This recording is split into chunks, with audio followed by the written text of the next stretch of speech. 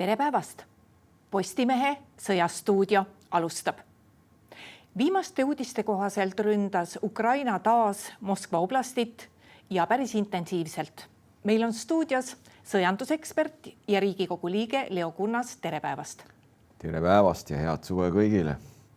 Kas nende Ukraina rünnakute, need kaugrünnakud on nagu erinevatesse kohtadesse, kas viimastest rünnakutest võib välja lugeda, et Moskva on ikkagi kogu aeg sihtmärk, suuremal või vähemal määral?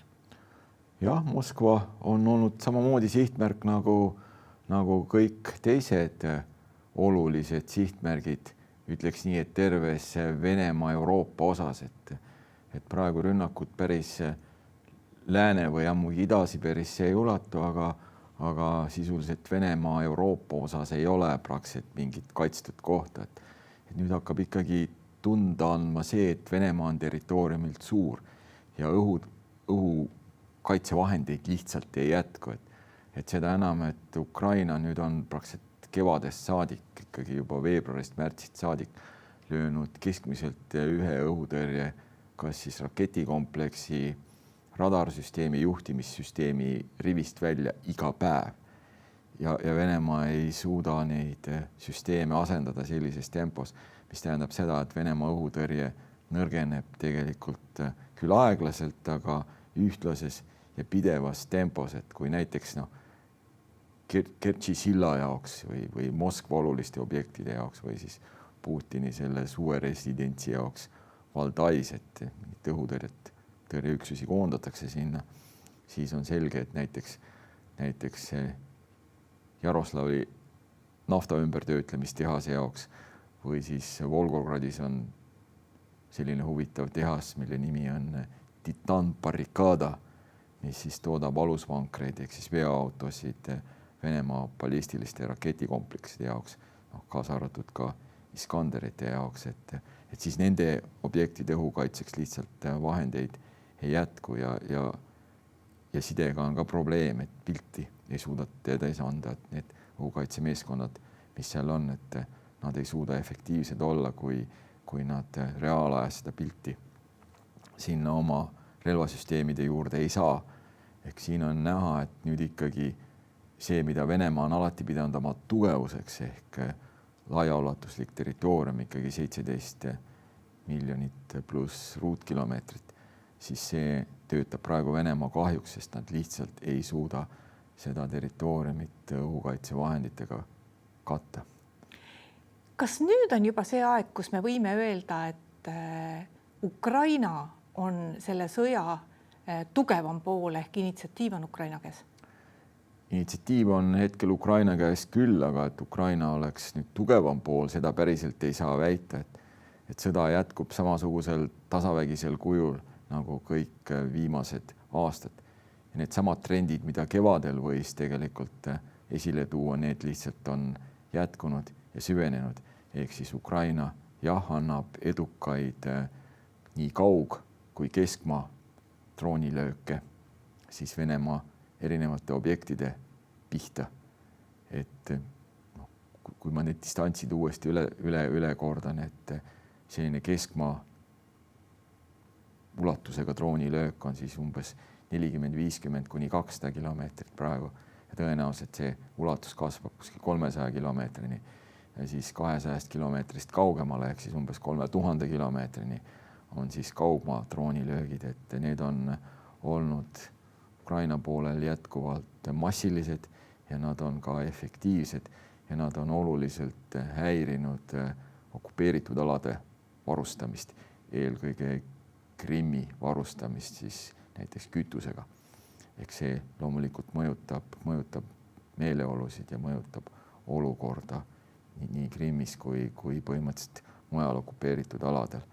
Ehk siis need löögid on jätkunud nagu kasvava intensiivsusega ja neid on olnud iga päev küllalt edukaid lööke, et siin praktiliselt nende objektide loetelu, mida kõik Ukraina on näiteks viimase kuu jooksul on tabanud, et nende loetelu võiks ise võtta juba siin mitmeid minuteid, kui neid hakata nagu üles lugema, et ikkagi naftatöötlemis põhimõtteliselt ettevõtted, rafineerimistehased on olnud sihtmärk number 1, samamoodi sõjatehased, igat sorti sõjamaterjali või siis ka kahese kasutuse ehk siis tehased, mis toodavad nii sõjatööstuse kui tsiviilpoole tarbeks, et need on olnud ikkagi sihtmärgid ja need sihtmärgid on olnud väga laialdasel alal. No seda, mis toimub Krimmis, oleme nüüd viimastes saadetes siin üsna pidevalt kirjeldanud ja on ka põhjust. Kui kaugel võiks olla see päev, kui Ukraina suudab täielikult Krimmi isoleerida, nii et me teame praegu juba, et Krimmi varustamine on keeruline. Kas võiks juba varsti juhtuda see, et venelased lihtsalt üldse ei saa enam Krimmi varustatud? No, varustamine on läinud neile järjest raskemaks, et siis on küsimus, et miks Ukraina Kertši silda ei purusta, et tegelikult Ukraina on selleks oleks võimekust, et põhimõtteliselt kui anda löök korraga põhimõtteliselt kaugmaa droonidega, siis kasutada põhimõtteliselt tiibrakette, näiteks flamingosid, meredroone, kõike teha, võib-olla isegi lennuväge, kõik seda korraga, siis tõenäoliselt õnnestuks see sild purustada. No, kui arvestame seda, et näiteks Flamingo rakett ise võtab tonniseks 1000 kilogrammi kasulikku koormat ehk lõhkeainet peale, et see on juba kogus, millega saaks selle silla konstruktsiooni tõsiselt kahjustada. Et miks Ukraina seda ei ole teinud, et mõned Ukraina analüütikud hindavad, et Ukraina pool võib-olla ongi tahtnud seda, et Krimmist inimesed lahkuksid, vähemalt need kõige venemeelsemad inimesed, et nad saaks võimaluse Venemaale ära minna, et siis oleks nii-öelda see vabastamisprotsess lihtsam, kuigi selleni, sellest me oleme praegu veel kaugel, aga Krimmi raskused süvenevad ja siin ma ei näe, et mingil lähinädalatel või kuudel kuidagi Venemaa võiks olukorda parandada, et ikkagi see suvitushooaeg seal on üsna nagu järsult katkestatud. Kui palju praegu Ukrainal on võimalus neid flamingosid kasutada, et kui palju ta neid kasutab, palju neid on ja kas siin võiks mingi läbimurre tulla lähiajal? Me ei tea, palju neid suudetakse kuus toota, et see ei ole avalik informatsioon ja ukrainlased loomulikult ka ei avalda seda, aga flamingo puhul on huvitav see, et kui eelmine aasta neid hakati kasutama, et siis põhimõtteliselt nii Vene kui kõik teised analüütikud hindasid, et see on selles mõttes teatud mõttes nagu lihtne ja algeline relvasüsteem, et seal kasutati tsiviilpõhimõtteliselt reaktiivlennuki mootorit ja siis tsiviilkomponentidest kokku pandud, et see peaks olema ju Venemaa õhukaitsele hea sihtmärk. Aga näiteks seesama Titan barrikaada nagu tulelöök ju näitab seda, et mis on selle kohta teada, et Ukraina lasi välja 5 raketti, mis siis suure kaarega põhimõtteliselt lendasid Volgogradist kaugele põhja poole ja siis ilmselt mööda Volga jõe põhimõtteliselt sängi siis lähenesid sihtmärgile, et siis tiibrakett saab lihtsalt lennata, kui ta saab võimalikult madala lennata ja jõe kohal seal ei ole nagu looduslikku reljeefi, millest oleks vaja üle või mööda juhtida ja pluss ka otseselt nagu otsesuunas jõele mingit õhukaitset ka ei pane. Ehk siis ilmselgelt siis Ukraina lihtsalt manööverdas Venemaa õhukaitsest mööda, kasutades osavalt ära maastiku iseärasusi ja erinevatel hinnangutel kas 2 või 3 siis sellest 5 raketist tabasid, mis on selle relvasüsteemi kohta, ütleks niiviisi, väga hea tulemus. Et praktiliselt, kui võtame Flamingo, siis nagu sihtmärgi, see on ju sama suur nagu reisilennuk praktiliselt, et lendab umbes sama kiiresti ka vahemikus 800-900 kilomeetrit tunnis. Ehk ta peaks olema põhimõtteliselt Venemaa kesk- ja kaugõhutõrjele selline ideaalne sihtmärk, mille vastu kõik põhimõtteliselt nende põhilised relvasüsteemid ehk siis pukid, torrid, pantserid, S-300 ja 400 peaksid nagu efektiivselt toimima, aga me näeme seda, et ei toiminud ja praktiliselt Ukraina siis tiibraketid võisid Venemaa territooriumi kohal praktiliselt lennata umbes tund aega, kui me võtame neid manöövreid, mis need raketid siis tegid selleks, et sihtmärgist sihtmärk üle kavaldada, see põhja suunas see manööver, mis nad tegid. Et me näemegi seda, et Venemaa õhukaitsevõimekus on selgelt langevas trendis, et Ukraina suudab Venemaa õhukaitset praegu hävitada kiiremini, kui Venemaa suudab seda asendada. Räägime rindest ka, et üldiselt on ju teada, et suuri liikumisi ei ole, aga omaette huvitav on see, et kui laiaks on veninud täna rindel see nii-öelda hall ala, mida mitte kumbki ei kontrolli, mitte kumbki pool. Kas see on suurenenud või on see samaks jäänud? See on erinevates rindelõikudes erinev, ütleks niiviisi 3-4-5 kilomeetrist kuni 20-25 kilomeetrini juba teatud piirkondades ja 3-40 kilomeetrit ehk siis lähivõitlusdroonide põhimõtteliselt efektiivses tegutsemisraadiuses on üldse väga raske midagi liigutada või midagi teha, nii inimesi kui varustust praktiliselt mõlemal poolel, et see on praeguse sõjaperioodi selge iseärasus, aga jah, kui rindest rääkida, siis valitseb patiseis nagu enne idarindel oluliste muudatusteta. Muudatused on väga väiksed, taktikalised mõlemalt poolt, et Vene pool on nüüd, kui Vene poolel oli alguses eesmärk, et siis siin me näeme nüüd Donetski oblasti seda osa, mis on Ukraina poole käes, kus on siis Slovjanski Kramatorski linnastu, see suur linnastu umbes siin linna nimesid ei ole, et hõivata see kõigepealt tähtaeg oli märtsi lõpp, see loomulikult kukkus läbi, siis pandi uus tähtaeg nagu augusti lõpp, septembri alguses.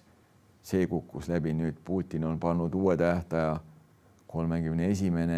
detsember ja Zelenski on selle kohta öelnud, et see on juba 15. tähtaeg alates 22. aasta põhimõtteliselt, seal oli näiteks 22. aasta 9. mai, et need tähtaeg, mis pannakse, ei ole realistlikud, aga Venemaa siis ründab põhimõtteliselt, üritab peale tungida, ütleks niiviisi, teosammul 100, 200, mõnesaja meetri kaupa, siis tegelikult kolmest suunast, kõigepealt siit põhjast Lõmani suunast. Et siin on lahingud käinud juba praktiliselt aasta ja Vene poolel mingit olulist edasiliikumist siin ei ole, et Lõmani on infiltreerunud väikseid Vene gruppe, aga linn ise on Ukraina vägede käes, siis Konstantinivka, seal on lahingute raskuspunkt. Konstantinivka on sisuliselt, ta ongi juba sellesama Slovjanski Kramatorski linnastu tegelikult kaugem, siin lõunapoolne eeslinn, et siin on Truškivka üks linn ja siin on siis Konstantinivka. Konstantinivka pärast on samamoodi lahingud käinud juba kuid ja Vene pool on nüüd infiltreerunud intensiivsemalt linna ja suutnud hõivata siin lõunapoolseid mikrorajoone osa ja siis tungib peale nii ida kui lääne suunast, et siin me näeme need tinglikult, need nooled siin võiks kujutada seda, aga linn on endiselt Ukraina vägede käes, kuigi Ukraina vägedel on raske korraldada logistikat, et siin Truškivka ja Konstantinivka vahel Ukraina allikad ütlevad, et mehitavata näiteks maasõidukeid, mida Ukraina pool siis kasutab intensiivselt, et vägesid siis varustada eesliinil, et neid on puruks lastud praktiliselt tee ääred täis, et Ukraina nagu varustabki üksusi siis mehitamata maasõidukitega ja siis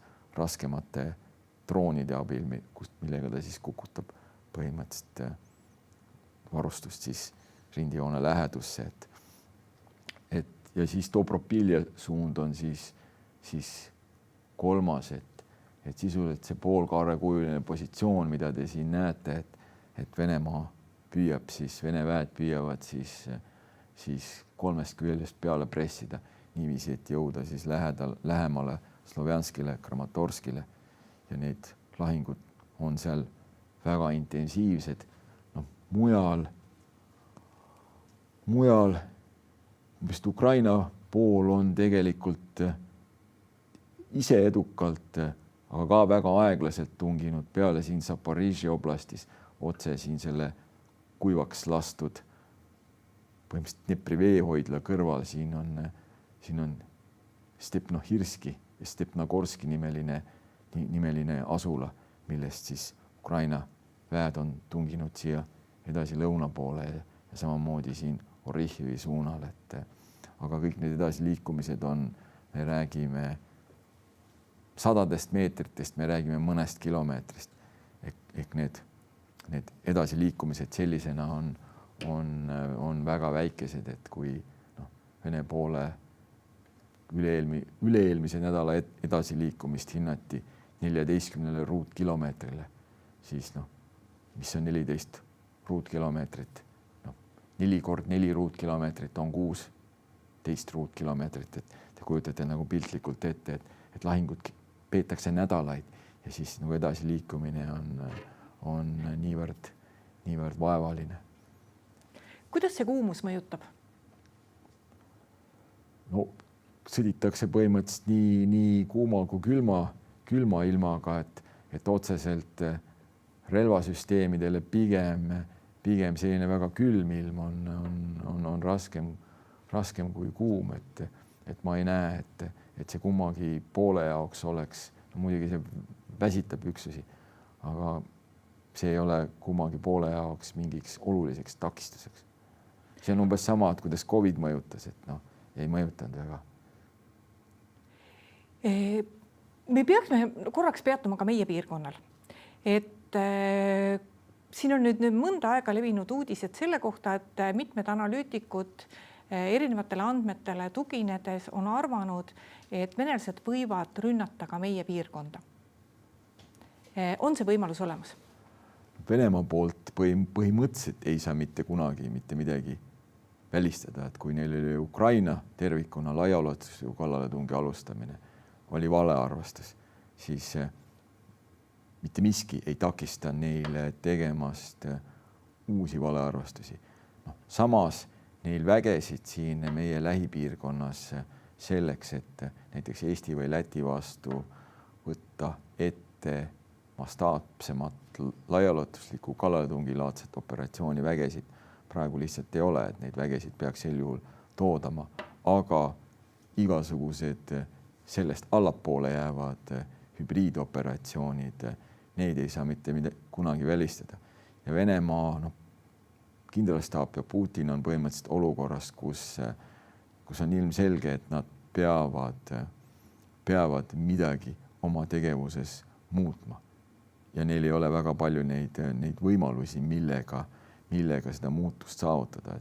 Et kui neil on vaja oma vägede täiendamiseks üldmobilisatsiooni, siis puhtalt Ukraina sõjabaasil oleks seda raske nii-öelda põhjendada, et miks 105. aastal nüüd oleks seda vaja teha, kui seda ei ole tehtud seni. Aga see Venemaa põhimõtteliselt juhtkonna narratiiv, et meie vastane on lääs, meie vastane on NATO, et siis Venemaa lihtsalt teostab oma narratiivi praktilise elluviimise ja see loomulikult nende jaoks see, kuidas nad seda rahvale esitavad ja võib-olla ka nad ise, me ei tea, mida nad täpselt usuvad või mõtlevad juba ammu, et sel juhul see nende jaoks ongi, et lääs tungis meile kallale. Venemaa ei tee midagi. Me naerame, aga nende käsitluses meie oleme kõiges süüdi ja tungime nendele kallale, ehk siis NATO on see vaenlane, kes mingi operatsiooni siis nende narratiivis pööratult teeb. Hübriidoperatsioonist rääkides, mis see kõige tõenäolisem koht võiks olla? Meie, Läti, Leedu, mis koht? Põhimõtteliselt ka seda ei saa täpselt paika panna või välistada, aga selge, et Läti ja Eesti on oma puhtalt etnilise elanikkonna koosseisu tõttu eelistatavamad sihtmärgid kui Leedu ja noh, Läti on ka loogilises mõttes kõige eelistatavam sihtmärk. Miks? Läti peab tegema veel praegu suuremaid jõupingutusi, et saada oma sõjakaitsevägi sellele tasemele, et ta suudaks, et see oleks kvantitatiivselt lihtsalt piisavalt suur, et efektiivselt tegutseda. Et noh, ega Vene kindlaste abil on suhteliselt head andmed, et Baltikumis samamoodi meil, mis ma arvan on viga, et me räägime, meie ametisikud räägivad kõigest lihtsalt liiga palju. Nad peaksid olema 2/3 asjadest lihtsalt vait praegu. Et miks mina ei kirjuta ammu enam artikleid, sellepärast et seda ei ole vaja teha, sest me ei saa ka vaenlase luurele teha elu nii lihtsaks, et nad saavad põhimõtteliselt avalikest allikatest kõik teada. Et meil on siin ka nagu palju õppida, et kuidas me peaksime asju parandada. Aga noh, selge, kui ma ise teeniks Venemaa kindlastaabis ja mul oleks valida, et Vladimir Vladimirjevitšile esitada, et millise operatsiooni ma teeks, siis ma ise eelistaks Lätit Eestile. Leo Kunnas, aitäh tulemast Postimehe Sõjastuudio saatesse. Ja aitäh ka kõigile neile, kes meid täna vaatasid. Postimehe järgmine otsesaade on eetris neljapäeval. Seniks lugege uudiseid postimees.ee.